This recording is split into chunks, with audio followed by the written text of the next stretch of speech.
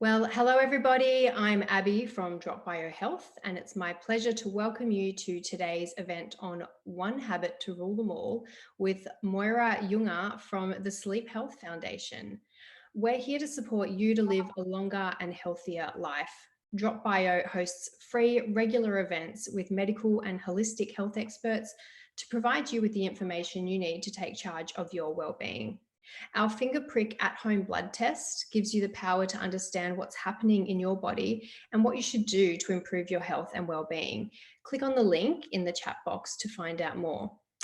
Tonight's speaker is Dr. Moira Junge. Moira is a health psychologist with over 20 years experience in clinical practice, research, and workplace wellbeing consulting, and was recently appointed CEO of the Sleep Health Foundation.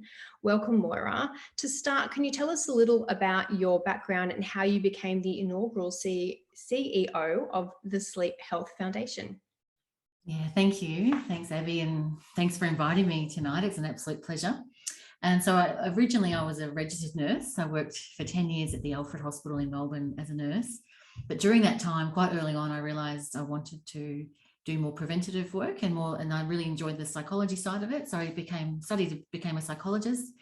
And while I was doing that, I worked at the Sleep Disorder Centre and put electrodes on people's heads and had this opening into sleep. And that was in the 90s. And I've worked as a psychologist. I've been on the board of the Sleep Health Foundation for many years. And so when this job came up at the end of last year, I went for it. And I thought, what a great opportunity to actually think of all my years and years of clinical work, to actually think much more now about prevention. So it's a real honour. And so part of it is this, public education forum. So I'm really quite, genuinely really privileged to be invited. Thank you. Oh, it's really wonderful to have you, and it's such fascinating work that you guys do also. So really excited to dive into that shortly. I just wanted to run through a little bit of housekeeping before we kick off so everyone can get the most out of this event. If you have any questions that you'd like to have answered by Moira, you can submit them in the chat box and I will read them out to her after her presentation. And that is just the chat box on the right-hand side of your screen, very easy. That's pretty much it, actually. I'm really keen to get into this, as I'm sure you are as well. So I'm going to hand over to you. Thank you, Dr. Moira Junge, to talk about sleep. Thank you. Thanks, Abby. So as you can see, I've already talked about me being the CEO of the Sleep Health Foundation, but part of that role is also to be the director of ASAC, which is the Australian Sleep and Alertness Consortium. So that's our research and development arm. It sits within the Sleep Health Foundation. So what we're really about, we're a not-for-profit health promotion charity that's been around for more than 10 years. But we're sort of at a pivotal stage where we're actually wanting to expand, really increase our visibility, really expand our reach, and doing a whole lot of fantastic research and partnerships with universities as well. So I'll keep very happy to talk to you. I'm still, after all these years, I still prefer the crowd and being in a room and I can see you. It's a bit disconcerting just sitting here talking to my computer. But I know that a lot of you will be watching it later. So what I'll do is I'll just go through the presentation. Of course, if there's anything urgent in the chat with questions, feel free to interrupt me, but I'll just keep working through the presentation, and obviously we'll have more questions at the end. There's quite a few questions there already, which is wonderful. So what we're going to do is we're going to talk about understanding sleep regulation and why we sleep. So basically what happens when we don't get enough of it, understanding our body clocks, particularly really the light-dark cycle and the effect of blue light on melatonin production and secretion. Of course, healthy sleep tips, which you'll know is called sleep hygiene. And I'll talk about that too. That's a word I don't particularly like, but it's stuck. It's been around since 1977. Sleep, stress and mental health, a bit of discussion around that, but that could be a whole new webinar. There's so much to say about that, and I won't do justice to it tonight, but we'll have a few comments about that. Napping, people are always interested in that. Weight management, something probably most people don't know, but the relationship with sleep. And of course, most people want to know about caffeine and alcohol, particularly, as well as exercise and the relationship to sleep. So they're the things we'll cover. We'll probably have, the next, say, 40 minutes or so of me talking, a bit less maybe, and then plenty of time for the questions. So until recently, sleep really was never considered one of the main pillars of health. You'll know yourself, you hear a lot about it on the radio and the media, etc., but at a government level, at a policy level, at a public awareness campaign level, it just doesn't seem to exist just yet. But we're working very hard, and organisations like you know, bringing sleep into the discussion, it's all going to work towards making sure that everyone recognises that it's just as important as the food you're putting in your mouth and how much you move your body. Because if you're not putting sleep into that strategy, then you're doing yourself a disservice. So it's really important just to, you know, at the outset, just say that, you know, for our physical and mental health to be held up, the three pillars are equally important of good food and good sleep and physical exercise. So this is the slide that I like the least in terms of its doom and gloom. And you know, because part of the reason I transitioned from being a clinical worker and working in hospitals and working in clinics and to now be more preventative and more around the education is because it's really, I got really tired of hearing on the radio and hearing all this doom and gloom, like research I was involved with, that the headline would be less than 8 hours of sleep causes dementia. And you think, no, it's not exactly the truth. There are links and we've got concerns, but that's not the headline. So I'll go through this and then temper what the headline should be. So when we're sleep deprived, you don't need me to tell you that you're irritable, you have some cognitive impairments. It's really hard to sometimes remember people's names even. And when it's longer term, a lot of people who've consulted me clinically over the years, especially they might be women in their 40s, their mum or dad had early dementia, they're certain they've got early dementia onset. But once they start sleeping better again, the cognitive impairments are fortunately temporary. And you know yourself, once you start to sleep better, you are much clearer. So we do have lots of, you know, impaired moral judgments too. We sort of sometimes are really out of character with the things we might think or say when we're really tired. Interesting, our reaction times, it's very dangerous, of course, for machinery and on the roads when you're not sleeping well. It often goes sort of understated, but there's nearly 4,000 people a day, 4,000 people a year die on Australian roads directly as a cause of sleep problems. And whether that's falling asleep at the wheel or whether they actually just have related sleep impairments that affected the actual outcome. So it's similar to those of you who do have ADHD or know people with ADHD, people who are sleep deprived are feeling like that all of the time. So very, very similar to ADHD symptoms. People often don't think about the impaired immune system function of when there's poor sleep. It's really important that during our sleep, our systems are supported, like certainly certain hormones are secreted in our sleep. You know how it feels when you're very sick. A lot of you would have had COVID, or people in your families would have had COVID, and you do feel like sleeping a lot. And so we know that there's a lot of good to be done, or to be had once from the increased sleep will actually boost the immune system. It's not enough to overstate it and be saying, hey, you know, forget about vaccination, forget about nutritional support, forget about other stuff, just go with sleep. It goes in part with those other things, and all the other things that will help boost your immunity. A risk of type 2 diabetes and actually being obese is one of the factors too with not getting enough sleep. So probably the only thing that might surprise you, that the risk of heart disease, increased risk of stroke as well. Those things won't surprise you. What seems to surprise people most is it's this risk of obesity. And we'll talk about that a bit later on.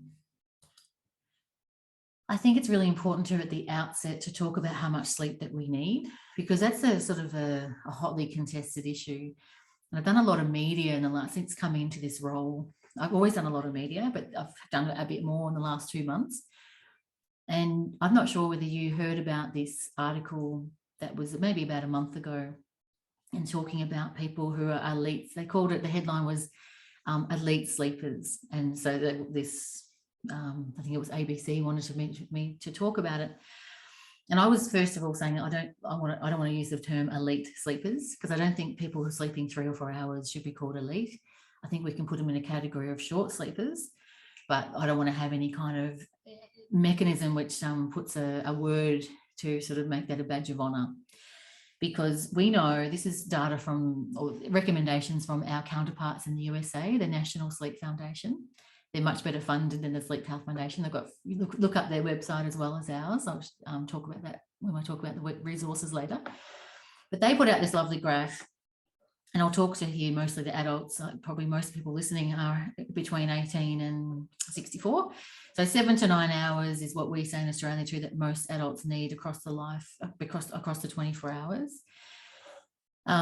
What might be appropriate though is looking at this, with the aqua one here, that 6 hours or so might be appropriate, or 10 to 11 hours might be appropriate.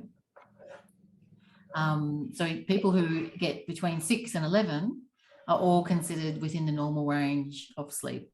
It's just that most people need a lot more than 6, and most people don't need anywhere near 10 or 11. So there are people in the world, very, very, very rare, way less than 0.000% that can just get by on 3 or 4 hours. But it's not the norm. It's just genetically determined, and that's great for them. But most people would know, think, oh, look, if I had 3 or 4 hours sleep for 2 weeks, I'd feel very, very sleep deprived. So I think you know in yourself how much sleep that you need. I just wanted to talk about babies, because some of you will be interested in that look at when you're next in a mother's group meeting talking about babies sleeping, you can be very confident to think, well, anywhere between 11 and 19 hours across the 24 is considered normal. But most would need in this, the bracket here, the dark blue. The other thing I wanted to talk about just briefly, and if you don't have a neuroscience background, don't worry about looking at EEGs, and it's not really the point is not that. It's not going to be any tests on that. But looking just the brain waves that we look at when we look at people asleep, we put electrodes on their head and look at the EEG, the electroencephalogram. The ECG is the one that goes on the heart, and looking at the electrical activity of the heart. So when people are awake, there's lots of alpha waves. They're just straight up and down lines. Look like you're alert like soldiers. And then when you're in deeper sleep, down here, the non-REM stages of stage 3 and 4, which these days collectively is known as N3. So this is a slightly outdated slide, but same thing really, that stage 1 is N1, stage 2 is N2, and stage 3 and 4 together are known as N3. So there's these actually, different stages of sleep, and then there's REM sleep. So rapid eye movement sleep. Most of our dreaming, not all, about 80% of our dreaming occurs in REM sleep. But I wanted to just point your attention to the brain waves of sort of wake and stage 1 and REM. And I think you'd agree with me that they look very similar. And so what that means, what we know, is that it's very light. You're close to the surface. It's like you're in REM sleep, it's like you're close to being awake. So people think that REM sleep is deep. In fact, those wearables that are, all the different brands, early days, like a few years ago, they used to classify REM as deep sleep. And I thought, oh my goodness, and I think, what are you talking about? It could not be further from the truth that REM is one of our lightest stages, very, very similar to being awake. So that brings me to this slide, and the point of it all is that you look at someone, a typical person sleeping across, say, 8 hours or so here, roughly like 10 p.m, say, through to 6 a.m. And across here is the stages, the non-REM stages of sleep, and then the REM stages of sleep here. So this person, they go to sleep, they get lots of early, say 1, 2, and 3 bit of, stages of sleep. And that's first half of the night. And the latter half of the night, you'll see that you don't get deep sleep again. You don't get any of this deep sleep. You only get a little bit of stage 1, a bit of stage 2, and lots of REM. And so looking at back, I'll just remind you, looking at the brainwaves of this person, it's not in this deep sleep, like that's kind of deep sleep. You don't even hear a siren out the front. You don't hear your partner coming to bed. You're in a deep sleep. This sort of sleep, REM sleep and stage 1, is very, very light. excellent quality. It's really good for your mood regulation. It's great for memory consolidation. It's great for a lot of cognitive and emotional functioning. This sleep here is good for just your cells, like, you know, just so you're not going to drop dead. It replenishes all that sort of stuff. But this is more our, you know, bit of optional extra almost. So the sleep deprived person often gets this first, but they won't get that latter bit. So I just wanted you to be aware, because a lot of people who I've talked to over the years with sleep problems, the person who might, the first half of the night, they say, look, I sleep fine, but I wake up, you know, 2 a.m. after 4 hours or so, and then I feel like I'm just dozing. I feel like I never get back to sleep again. So often it can be really great information to say, well, I think what you're telling me is really normal. And if we can actually change our emotional reaction to that and be more educated about that, and don't expect deep sleep, expect to just be dozy and light. And sometimes you don't know, am I awake, am I asleep? But if you're relaxed, then just stay there.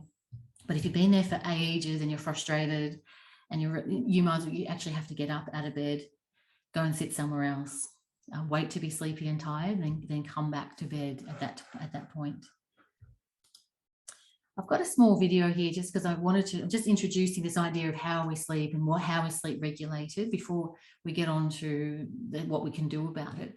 Because I think it's really important. And this is just a really lovely little video that's been put together by Hayley Meeklem and the team. She's a PhD student that I'm co-supervising, up and coming sleep person, which is great, really enthusiastic about sleep and insomnia particularly. So this little video will just give a sense of just a nice way of understanding the two main processes that underpin our sleep. So the circadian system, which is called process C, and this sleep pressure homeostatic system we call process S. So in really simple terms, here it is. How does our body know when to be awake and when to be asleep? We spend around 1/3 of our lives sleeping, but being able to sleep well is actually quite a complicated process. Scientists therefore developed the two-process model of sleep regulation to help explain how sleep and wake are controlled. According to this model, two processes regulate our sleep-wake pattern. The first process, called process S, refers to the buildup of sleep pressure. This pressure to sleep builds up during wakefulness and then decreases as we sleep. For most people, being awake for 16 hours will build up enough sleep pressure to be able to fall asleep and stay asleep for around 8 hours. Another way to think about process S is to liken it to hunger. The longer we go without food, the hungrier we get. But once we eat a big meal, we need to wait a while until we're hungry again. Process S is homeostatic, meaning we can only go so long without sleep before our sleep pressure builds up so high that we can't maintain wakefulness. Like when you stay up really late to watch a movie, but fall asleep during it. Other times, behaviours like napping or sleeping in can reduce our sleep pressure and make it more difficult to fall asleep at night. So process S explains sleep pressure, but how does our body know to sleep at night? The second process, process C, is responsible for the timing of sleep. Process C refers to our circadian rhythm, which is a 24-hour cycle that oscillates like a sine wave. There are many important bodily processes that follow this 24-hour cycle, including body temperature, digestion, and hormone production. For example, our brain produces melatonin at night when it's dark, but suppresses melatonin production in the morning and throughout the day whilst it's light. Process S and process C work independently, but we get the best sleep when they're working together with a constant push and pull between them. Unfortunately, there are times when the two processes get out of sync, and this can often lead to disrupted sleep. For example, if you work the night shift and have been awake for 24 hours, you may fall asleep quickly, only to be woken by your body clock a few hours later. In other words, process S is ready to go to sleep, but process C wants to be awake. This phenomenon also explains jet lag, with our body clock not quite adjusting to the new time zone, despite us being awake for many hours in transit. So there you have the two-process model of sleep regulation. Whilst it doesn't explain everything about sleep-wake regulation, it's a really useful conceptual model that allows us to understand how process S and process C work together to help get you a good night's sleep.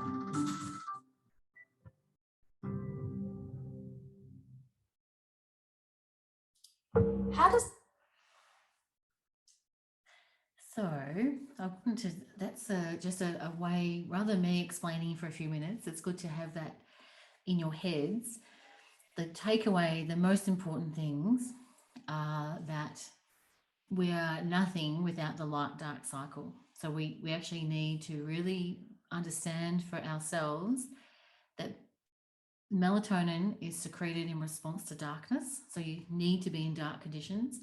If I sat all night in front of this computer, you can see it's lighting up my face and my eyes, I probably would delay my sleep onset by several hours. My melatonin wouldn't be secreted. I need to put myself into dark conditions. So after this, I'll turn off the lights. I'll just have lamps on outside when I go back out to my family life. And I will, in the morning, be aware that, hey, it's daylight. I make sure I get light into my eyes. So preferably, I mean, I often go for a morning walk. If you don't want to do that, at least sit outside or sit in the window for your cup of tea and get as much light into your eyes as possible to reset your body clock and get rid of all that melatonin that's there. And so our circadian system is really important. So a lot of people work on perhaps their meditation or their caffeine, or they've heard about this, but they haven't really given much attention to that light dark and that circadian system.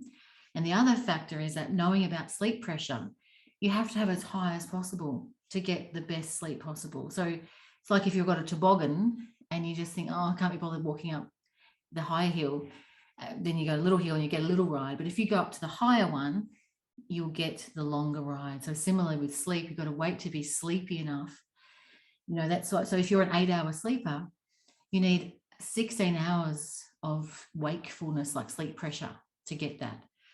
So keeping that in mind too, that's why it's good to keep that regularity, why it's important not to have long sleeps. Like people talk about, oh, I had a daytime nap of, 1 till 5. Like that's not a daytime nap. A daytime nap is a short one, which we'll get to, like short, like 20, 30, 10 minutes, like small periods of time. So insomnia, obstructive sleep apnea, restless leg syndrome are the most common sleep disorders. And the only reason I'm talking about them now is that statistically, in the group of people watching this, some of you will have insomnia. Like we know that about 15 to 20% of Australians have insomnia.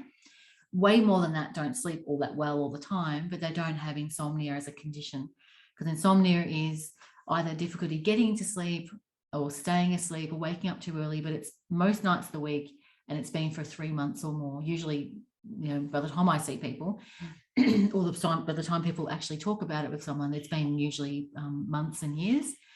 So that's insomnia. So having sleep every now and then problems is not insomnia. The other big thing about insomnia, it has to be despite adequate opportunity. You need to have opportunity for sleep.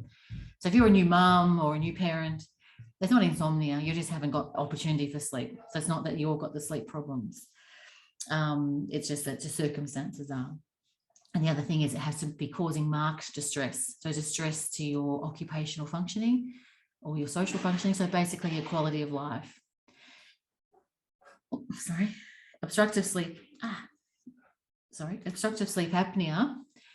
It's important because the hallmark of that is excessive daytime sleepiness.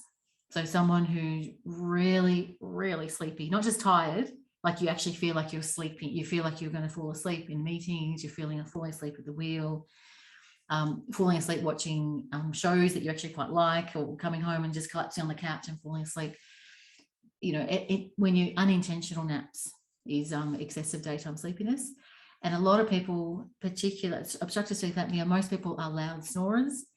Most people have had witnessed apnea, like it's a Latin word for absence of breathing. So stopping breathing for little bits of time during your sleep and then having a bit of a choking sound, as you start to wake up again after that absence of breathing. So that all night, sometimes, 30 times an hour, 15 times an hour, depending on, how excessive it is, makes people very sleepy. And the worst thing is they don't know about it. That you would not know you had it unless you had a bed partner telling you you've got the witness apneas. And people don't often think about, because they're often very sleepy people and they sleep anywhere. They say, I'm a great sleeper, I can sleep on the barbed wire fence. If you can sleep on a barbed wire fence, there's something wrong, because you're not meant to be that sleepy. So often males, a bit overweight, more increased risk after about age 50. If they're a snorer, bet your bottom dollar, get them checked out for obstructive sleep apnea. There's lots of treatments available these days. Restless legs is another one that's unknown often. The restless legs is the symptom while you're awake, but during the night you have these periodic limb movements where you're just sort of twitching like periodically, and you know it if you've felt it in yourself or seen it in a bed partner. And that, of course, you don't know because you're asleep. You think, oh no, I sleep really well. I've had 8 hours. But you might have to think about restless legs. It's very common when there's low iron deficiency, when there's low iron, so iron deficiency, and very common too is perhaps low magnesium and reaction to other drugs that you might be on for other conditions. So these are just 3 things. We don't go into it too much, but just it's really important when we're talking about sleep to think about, is there a possibility of an underlying sleep disorder, whether it's diagnosed or not? Because you can do all these other things, you can do all the stuff we're going to talk about, but you have to think about that it may be being accounted for by a sleep disorder. This is a Chinese finger trap. The picture I've got there, I'm doing this because you put your fingers in each end and they meet in the middle. And some of you would have seen it. They're often in kids' parties and then when the thing is about the Chinese finger trap is once you're in there and you're trying to get out of it, and you try really hard to pull this way, you're trapped. So the harder you try, the more trapped you are. And that's a very interesting thing for insomnia. So for insomnia to loosen its grip on you and on your life and all the things that's holding you back, you've got to stop struggling against it. So that if you have insomnia or someone you know has insomnia, people are surprised to hear the sleep experts say you've got to stay up later. You've got to just not try to go to sleep so much. Don't try to control it. Don't give up every single bit of alcohol and every single bit of caffeine and every single movie that finishes after 10. People start bringing their life in this rigid, restricted way to start sleeping better, but it's the opposite. You need to actually have this paradoxical approach of just sitting up till you're sleepy and tired, till you're yawning, wait to go to bed a bit later when you're sleepy, and don't panic if you only get 4 or 5 or 6 hours. Do high five after every 2 hours of sleep you get, and then eventually get rid of this, the grip that it's got on you. So cognitively, emotionally, behaviorally is the issue.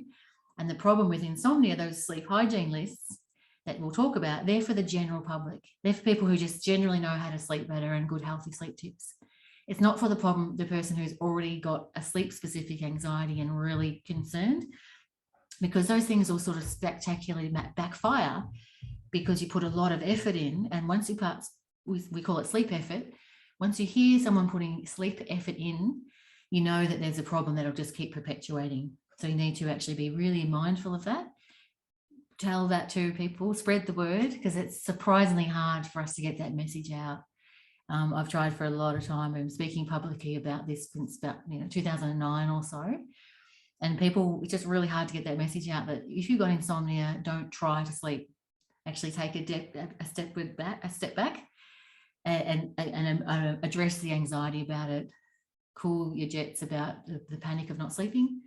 And you'll be surprised. You can just, get some self-help, get some professional help, and it'll come back on track for sure. So mental health conditions is something that I've obviously in my career have done, had a lot to do with. And there's a bi-directional relationship with sleep and mental health, meaning chicken and egg scenario, that sometimes it's the mental health problem that causes the sleep problem, or sometimes the sleep problem causes the first ever episode of a mental health condition, such as, depression, anxiety. Often there's a lot of linkage with other things too, with bipolar, PTSD, trauma. There's a lot of sleep disturbance. Pretty much every psychiatric or psychological condition you can think of has disturbance to sleep as one of its main features.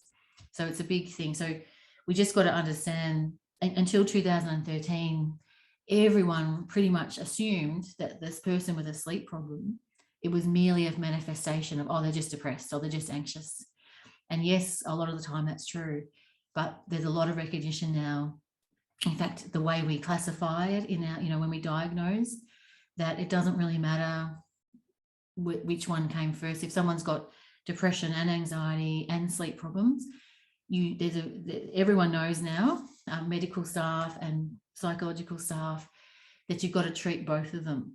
But I mean, I say we know that in the sleep world, and we're trying really desperately to educate others around that.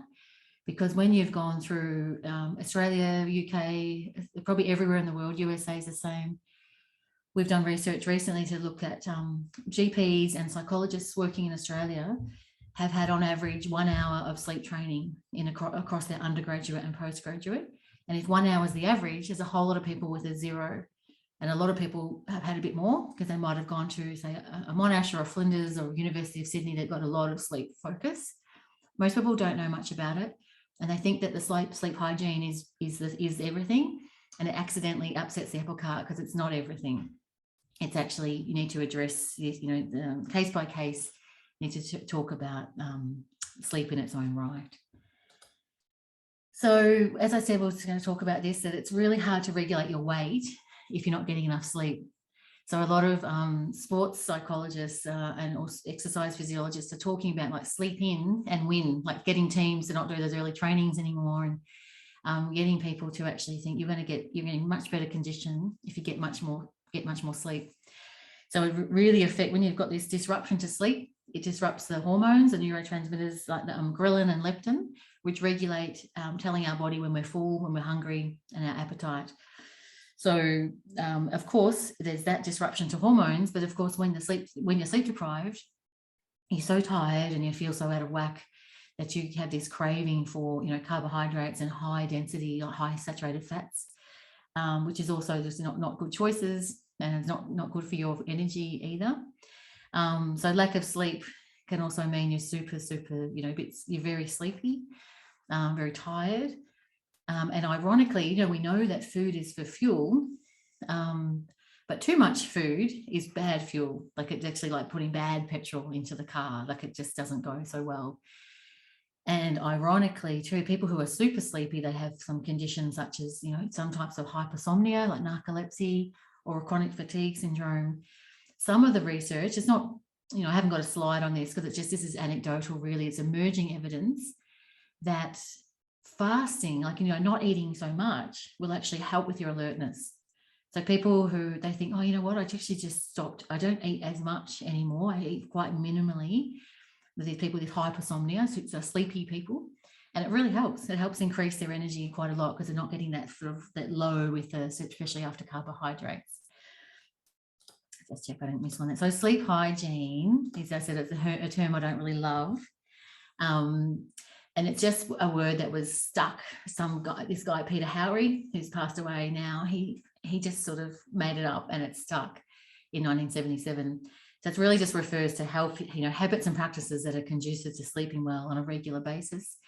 But you've got to be really aware, like we're in the process of getting better guidelines for like sleep hygiene for specific populations. So sleep hygiene for shift workers, or sleep hygiene for teens, or sleep, because it's quite different. It's really quite a strange thing to have this list of things that the whole world is meant to apply to. Has to be tailored, has to be much more individualized. So it's things, but in general terms, of course, it covers, the light, dark, a bit like don't be too hot, don't be too cold in your room. Make sure that you're comfortable. Make sure you haven't had too much food or too little. Have caffeine, alcohol, the range of those sorts of basic things. But as I said, in their own right, there's no evidence that they will help with sleep problems at all. It's actually, you've got to put in the CBT, the cognitive behavioural therapy side of things, where you address your fears, you address your cognitions, you address, I don't need to get 8 hours every single night. You start to address those things. It will be more practical for people with insomnia as such. But just a few words really on the main ones. Caffeine, we know it's a well-known stimulant, but look at the fact sheets from the Sleep Health Foundation. There's a link to them later. 4 cups of tea or a few coffees a day is no problem, as long as it's all out of your system within 4 to 6, 7 hours before sleep. There'd be no problem. Some people though are hypersensitive, and I'm one of those. If I had a coffee at even midday, I would still feel that later. But that I'm strange. There's most people at 4 to 7, 6 hours, it's out of your system. Nicotine, people forget. Obviously don't smoke, but if you're a smoker and finding it really hard to quit, just keep trying, because you will eventually be able to quit. It's a very, very, very hard thing to quit. But people forget that it's a stimulant. Like it doesn't help for sleep at all. Even though it has this perception you're relaxed, but it's really, really poor for sleep. Our exercise is excellent for sleep, day or night, anytime. There used to be a warning up until about 5 years ago. We'd say don't exercise at night. That's all gone. Exercise anytime. Just the warning around exercise, if it's 2 hours, like you go for a 2-hour run or a 2-hour gym session, you need to still, but don't do that too close to bed. Like maybe have a 2-hour buffer before getting home and sleeping. But most people don't have a 2-hour exercise, so you'd be totally fine to, it's a lot of individual differences. Be very aware of certain medications. If you're on prescribed medication, make sure that especially if it's taken once a day, talk to your doctor around whether that once a day should be at night or morning, because a lot of them have effects on sleep. You've got to read the little fine print and be really aware of that. Alcohol is really, really bad for sleep, but that's even if it's moderate, but if it's close to bedtime. But if you have a couple of glasses of standard drinks within guidelines and it's 3 to 4 hours before sleep, it won't impact negatively on your sleep. It will impact it terribly negatively, even like 2 drinks, if it's close to, like, say 9 o'clock and you go to bed at 9:45, or if it's that close, it's really poor, because you actually get to sleep quicker, that's for sure. But the fragmentation is quite stark, like that sleep architecture I showed you before, at the stages that we go through. People don't get into the depths, it's stacks and stacks of waking up, hardly any REM is disrupted. So yeah, alcohol is really bad news for sleep. Younger people maybe not feel the effects, but certainly as you get older, you think, I think I need to really be really mindful of that and just minimize it anyway for general health, but be aware of having a 3 to 4 hour buffer between alcohol intake and sleep onset. Naps are really good. A lot of people say, I'm so surprised to hear you say that. I've heard that they're really bad, because then it won't affect your ability to sleep. That sleep pressure that you heard about in the video, of course, if you sleep for ages, that sleep pressure will drop and you might not be sleepy enough later. But I think, short naps, like say 10 to 20 minutes is ideal. I noticed that the billboards for driving while sleepy, the messages over the years have changed. 30 minutes went to 20 minutes. I'm pretty sure the Victorian ones say 15 minutes now for a power nap, because if you have longer than that, you'll wake up in that deep sleep I showed you earlier. And getting in, waking up out of deep sleep is a state called sleep inertia, where you don't know, you're inert, you can't get going, you think, I don't even know what day of the week it is, what's my name, what day, you feel like it takes about 10, 20, maybe 30 minutes, sometimes more, to get going. And that's not great for especially roadside safety. So the naps are really great if they're short duration, so you don't go into deep sleep. And the other thing is, you don't want to just have that much sort of payback that you don't feel sleepy that night. So naps, it's naps. So sleep. So in general, there's so many different things, around sleep, improving your sleep, and the healthy tips. And these are the ones that we know definitely the most evidence-based and the more general, because it has to be individualized, but I'm prepared to, we have to do general sleep tips at a general public address. So creating a wind down period is really important, like whatever that is for you. You could be, and ironically, it could be technology based, but as long as it's not like right in your face and it's like gaming. But it could be technology based, as in you do some meditation, or you just listen to something, or you feel really, energized, you feel relaxed by doing whatever works for you. It's really important to just unwind in some way, that you don't just go straight from thinking or interacting and then straight into bed. You have to have an unwind. Hot shower or bath can be really useful, because talking about the body temperature and melatonin, they have an inverse reciprocal relationship. So as the body temperature drops, melatonin rises. And so when you come out of the hot bath or shower and your body temperature drops, it just helps stimulate a little bit that natural pattern that's there anyway. Reading a book and listening to music is a wonderful way of just letting go of your day, letting go of any kind of anxiety, any kind of stress, or the chores. Even if you're not that stressed, just letting go of a wakefulness and transitioning into a place where you just have to let yourself be vulnerable to, because sleep, think about it, it's the ultimate place that we're vulnerable.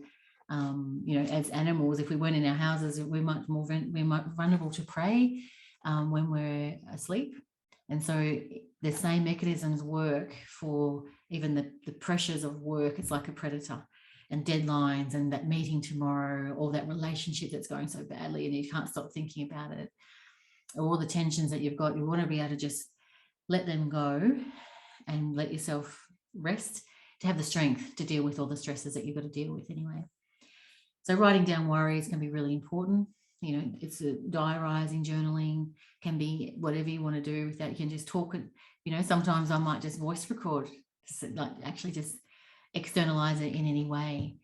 So it's actually this, rather than you've internalized stuff all the time, and you can externalize it, let it go a bit. It can help with sleep for sure. There's good evidence. We've talked about alcohol. Device use, at least, you used to say 1 to 2 hours. I would say at least half an hour to 1 hour, just trying to just encourage people to let go of that. It's only been in the last 10 years that we've had them. So it's like a computer.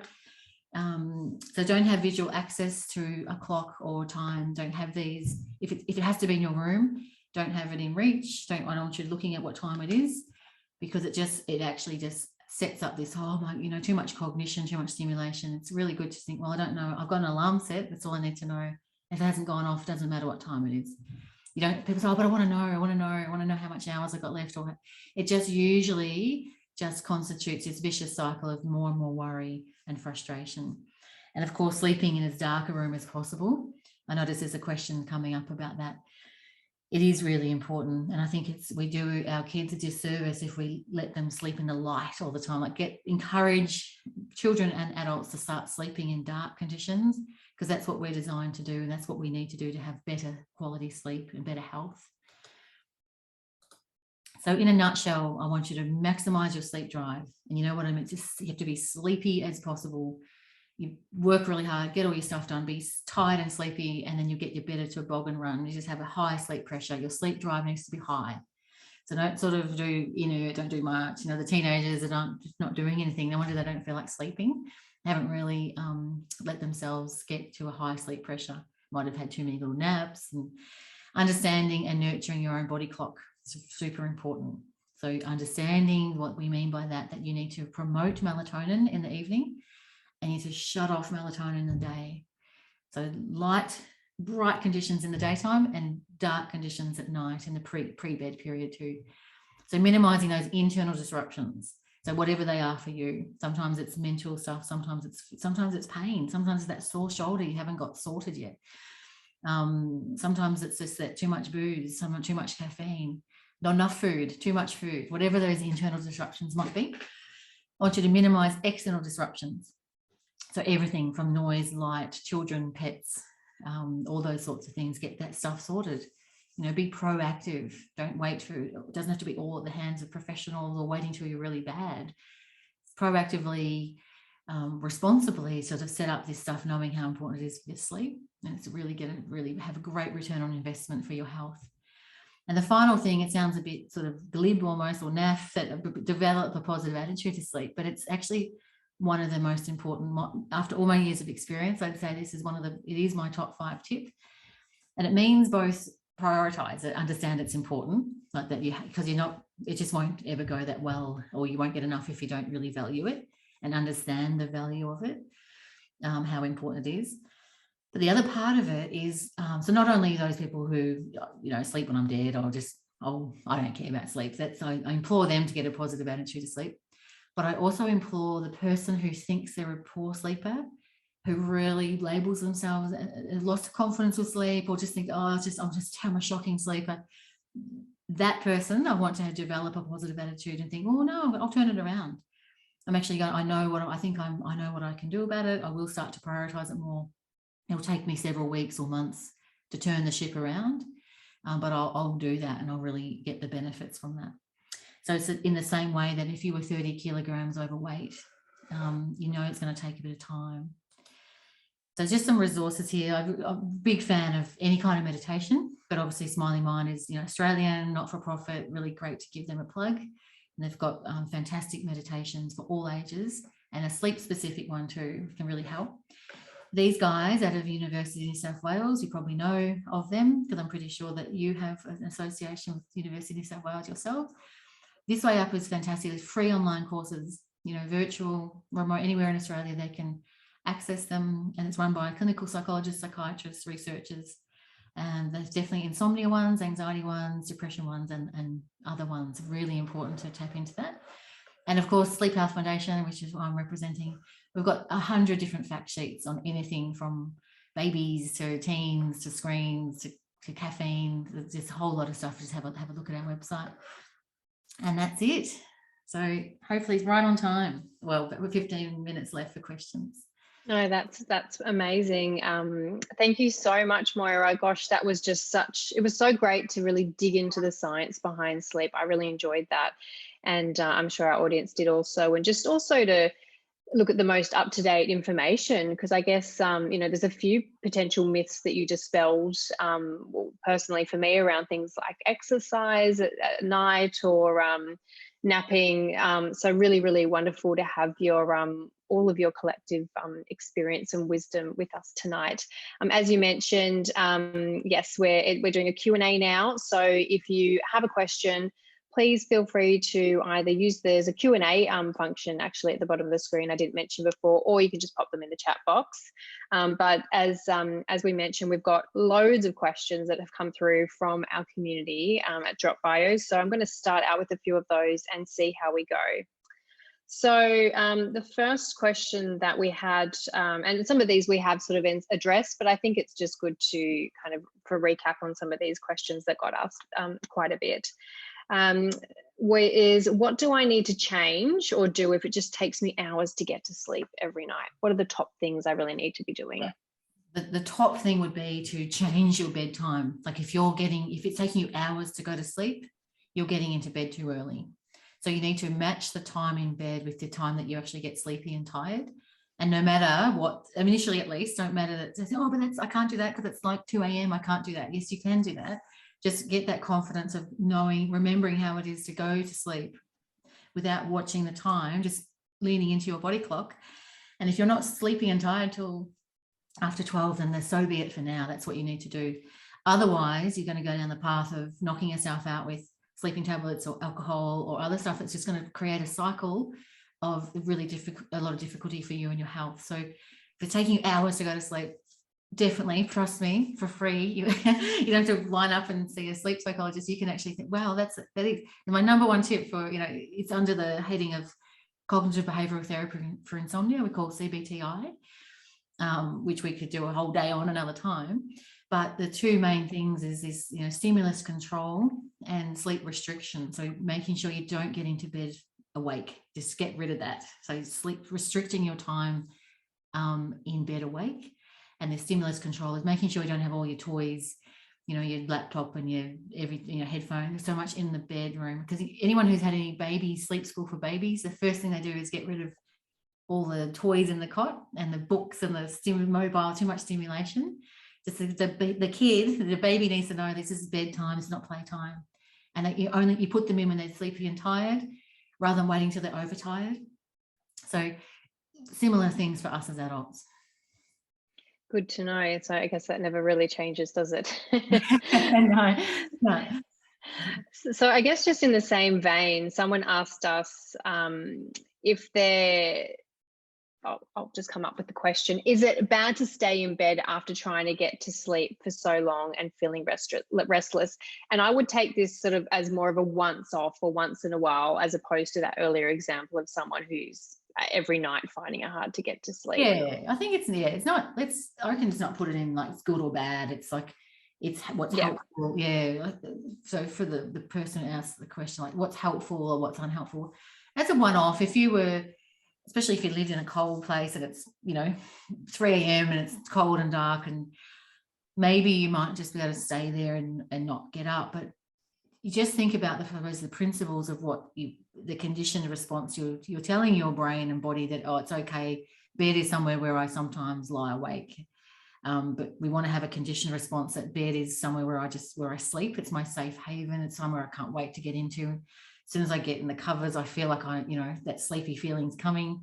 So that's the only reason we say, like, just get out of bed and don't do that, but it's a hard one to sell to people, like especially if you haven't had a sleep expert talk you through it. If you just sort of read that, people say, oh, don't tell me, oh my God, I'm not going to do that. Don't tell me to get up. I'm not going to do that. I've tried all that, it doesn't work.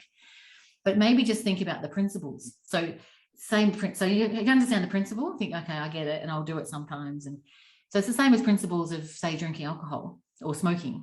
Like, you know that that's too much, or smoking, that's a bad example, but say alcohol, there is a safe level of alcohol. The federal government says, 10 standard drinks per week. So, 2 drinks a day with 2 days off is considered not harmful. So, but a lot of people I'm talking to would have more than that on some occasions, but it doesn't mean they've got a problem. So it's like, well, I just balance. So it's a bit like sleep. We want our messages of sleep to be similar. Like, don't be autocratic about it, and you're all going to die of dementia if you don't get 8 hours sleep every night. It's really important to balance it out and to think about, well, you do what works for you and what works for your family, but understanding, I guess, that at the end of the day, you do need to get 7 hours, preferably, a bit more, but depends, not everyone needs 7 or 8. Some people might need 6. And as I said, other people feel they need 9 or 10. So it's a lot of individual differences. If that's the one thing you take home from this webinar, is that you are so unique. Your sleep needs, your sleep patterns, what you want to do about it is quite unique, and you have to bear that in mind if all the information you're trying to sort through. Yeah, okay, great advice. So we spoke a little bit about having a dark room. How dark does it need to be? The question we had from a community member was whether sleeping with a nightlight could be damaging their sleep quality. Yeah, I've known that for a long time. Like, we've talked about that as a field for a while, and then I did notice some very startling evidence early this year to say that people who are sleeping with their light on, or even a dim, like just having the room needs to be as dark as it can be, so no lights on, and obviously sometimes there's a bit of light coming through from the street, from the curtains or blinds, but you don't want it lit up so much that you can actually see quite well still. Like, that's why the kids want that's why people want a nightlight on, because they're scared. It does affect the sleep quality. You don't sleep as well, the evidence shows us.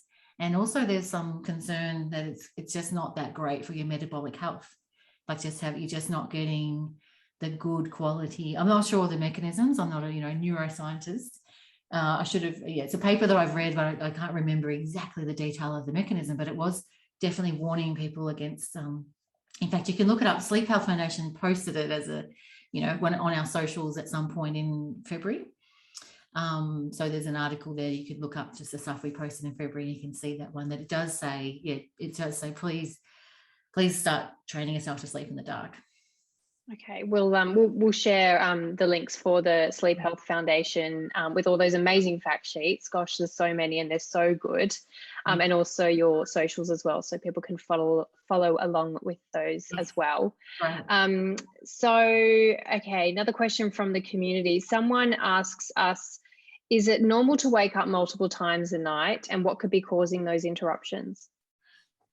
Yeah, it's actually really normal. Great question. It's normal to wake up. Every sleep study I've ever seen, whether the person remembers or not, they've all woken up at least 3 times an hour. Wow. They wake, because even when we turn over, like, people think they write in their little form, I didn't wake up once, and I say, look, you've woke up 18 times, but you didn't, right, only for a split second. So what happens is that, waking's not abnormal, but staying awake for long times is abnormal. And often it's because people, once you start to get a bit worried about sleep, or it's valuable and you can't get enough of it, and panicking about how bad it's just going to get worse. So when you wake, people, like, they look at the time, oh my God, it's 1 o'clock, I've got 3 hours left. And so what's causing the wakings is just normal, don't worry about it. But clearly, often it's stress related, sometimes alcohol, substance related, sometimes a sleep disorder. There could be like sleep disordered breathing, maybe just in a really noisy environment as well. There's so many things that could be causing it. Internally too, that means really important to think about thyroid, just general health, like an iron levels. I think everyone should just have a general health checkup at least once a year. We go to the dentist, we take our car, for goodness sake, we take our cars in every year or so at least, so for servicing, and we need to do that the same for us and just check our levels of everything. So it could be a range of stuff, but yeah, I hope that good question. Yeah, and that's great advice. It's amazing to know that we wake up that much in the night. That's really super interesting. As I suspected, we've had lots of questions about naps, and it was really interesting hearing you talk about naps and what sort of changed. Someone asked why, saying that they nap in the day, but they wake up and they just feel so groggy and not good. Is that possibly because they're napping for too long, or what are some of the other reasons they could wake up feeling not refreshed from a nap? Yeah, the main reason I can think of is that they've slept for too long. So, if you're sleep deprived, you'll go into deep sleep even quicker. So they're probably getting into deep sleep even after the 20, 30 minutes. And then so they've had this they feel really groggy because you've woken up then out of deep sleep, because deep sleep will go for several hours, and then the naps are often maybe say an hour or so, hour, two. So that's probably why. So I would, instead of discouraging a nap, I would say make sure you just be really disciplined. Experiment with just a 10-minute alarm, or perhaps a 20. Get in. Have set a 20-minute alarm, knowing you probably will only get, because it takes a while to get to sleep. You shouldn't sleep within 1 second. That's especially during the day. You're probably super sleep deprived if that's happening. So that's the main reason is sleeping too long. Or there could be another underlying, like excessive daytime sleepiness.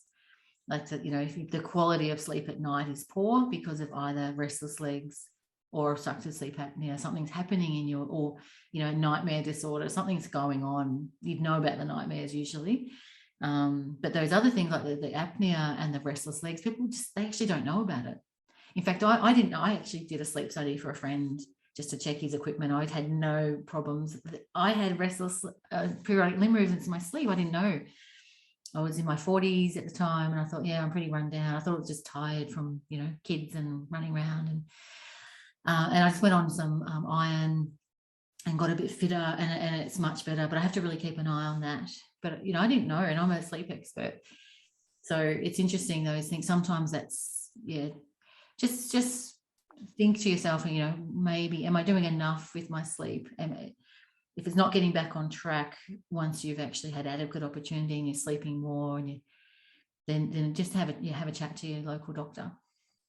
Yeah, that's really, really interesting. In your case, to not know that, but really interesting. Sort of some of the things that perhaps, or some beliefs that we've held that we need to kind of review ourselves around sleep as well. Is there a particular sleeping position that's best? Someone asked, is it better? Are you better on the side, back, belly? No. The only thing, no, not really, personal choice, but the big warning is on your back, you're much more likely to have episodes of snoring and or apnea, and particularly during REM, and particularly if there's alcohol on board, and particularly if you're overweight. So so you'll know someone, if you know a snorer who's on their back and you nudge them and they go on their side, the snoring stops. So that's the only good thing about side. But it doesn't, if you're on your back and you're not a snorer, there's no problem with back, side, etc. I mean, that's from my point of view as a psychologist and going to sleep conferences for years. There would be, I bet you, there'd be physios and the like would say, there's definitely benefits for certain postures, for spinal health, or for something like that. But for overall general sleep health, there's no documented best position, except the warning about being on your back. The snoring warning. Yeah. Okay, well, look, that's all we actually have time for this evening. That went super fast for us, and we didn't get to all the questions. So perhaps we can get you back in to answer a few of those for us if you have the time, Dr. Junge. But thank you so much for sharing all your knowledge with us this evening. We're so lucky to have someone with as much experience as yourself talk to our audience, and super grateful for that. I'd like to also offer a really big thank you to all of our wonderful attendees for your time and questions. And rest assured, as I mentioned, we will endeavour to get those answered for you. Anyone that has been asking about a replay, this event will be out in the coming days via email, so make sure you look out for that, and please feel free to forward that onto anyone that you think would benefit from watching this event. If you're interested in getting a better understanding of your health and your current sleep status and where you're sitting with that, a reminder that we do have a wellbeing test that you can take today. You'll also receive lifestyle recommendations through that to help you be the healthiest version of you. So there's a link to that in the chat box. But for now, we'll say thank you again, Dr. Moira Junge. It was wonderful to have you along, and thank you everyone for your attendance tonight. Thank you, Abby. And yeah, thanks everyone. It was my pleasure. Thank you. Good night. Good night.